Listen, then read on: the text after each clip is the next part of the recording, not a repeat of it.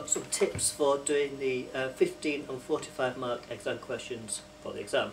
Okay, firstly the 15 mark question. You need to make sure for this question you have at least 4 paragraphs. No introduction is needed. Read the question before you do it at least twice, if not 3 times, and be very clear about what it is asking you to do. Make sure that you answer the question precisely on what it's asked you to do. Don't do anything slightly different, do what the question asks you to do.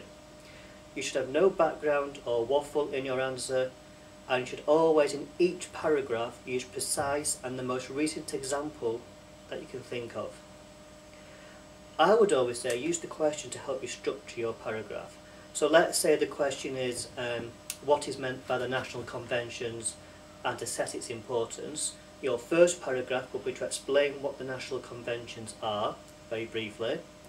You then would do 2 paragraphs where you explain their importance, and I will start them off along the lines of the main reason why national conventions are important is, and then do your paragraph with another one. Then your next paragraph or your last paragraph would be a counterpoint. However, national conventions are not that important because in the 15 markers, if the question asks you to assess or to what extent or how important is something, then it is wanting 2 sides.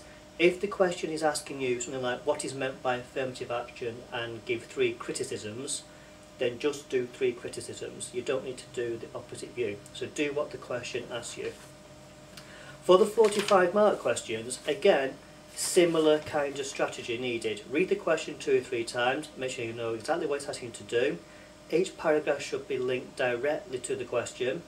Use the question to help you structure your paragraphs, as I just explained with the 15 marker. And again, each paragraph must have precise, up-to-date examples. I would suggest that you always do a plan for these questions. A very simple plan like this. So the question is always something fairly, an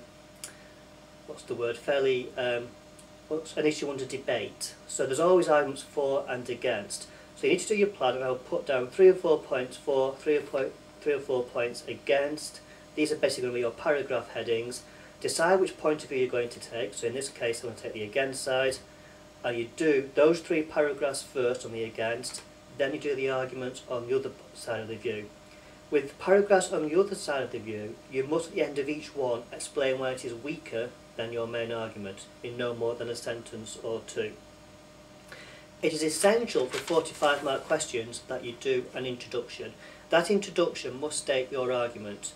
Your next 3 paragraphs are then the views that support your introduction, your main argument. You then do the 3 counterpoints, and then your conclusion, which again is essential, must go back to your argument and then directly answer the question.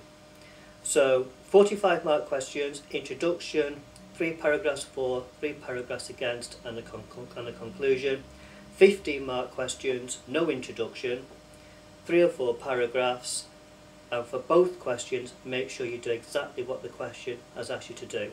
And for each of the questions use up-to-date, precise information, preferably 2012 examples. I hope that helps.